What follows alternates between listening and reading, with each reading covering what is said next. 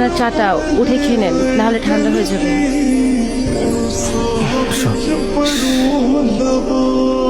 আমার শুধু চা না, সাথে সিগারেটও লাগে। কিন্তু সিগারেট তো খারাপ ছেলেরা খায়। আমি তো খারাপ ছেলে। কিন্তু বাবাজি বললো আপনি ভালো ছিলেন। এখন থেকে এই বাসায় থাকতে হলে আমার কথা মতো চলবে। এখন থেকে আপনার সিগারেট খাওয়া বন্ধ। খবরদার, আমার পার্সোনাল বিষয়ে একদম নাক গলাবেন না। আমি আপনাকে বিয়ে করেছি ঠিকই, কিন্তু স্ত্রী অধিকার দেয়নি। এটা শুধু নিয়ম রক্ষা দিয়ে।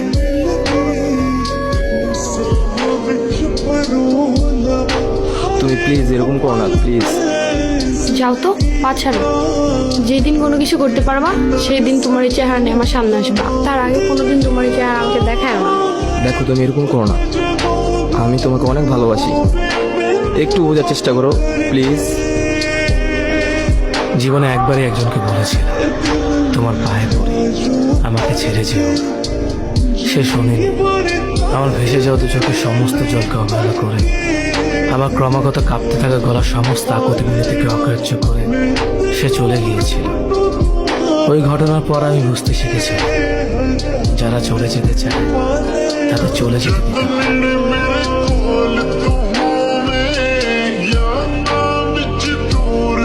এসবের মানে কি? কই, কোনো মানে নেই তো। আপনারা বললেন বাসায় সিগারেট খাওয়া যাবে না, এবার আপনি সিগারেট এনে দিলেন যে। ওসব আপনি বুঝবেন না। আমি অনেক ভেবে দেখলাম, আমি যদি আপনাকে সিগারেট খেতে বাধা দেই, কোন দিন যেন আপনি আবার বলে বসেন আমি আপনাকে বিয়ে করেছি ঠিকই, কিন্তু স্ত্রীর মর্যাদা দিই। যাক, আপনার ব্রেনটা হলে মাথাতে আছে। আচ্ছা, একটা কথা বলবো, কিছু মনে করবেন না তো? জি, আমি কিছু মনে করবো, বলার দরকার নেই। আচ্ছা, করলে করেন, তবু বলি, আমাকে একটু মার্কেট নিয়ে যাবেন, কিছু কেনাকাটার দরকার ছিল।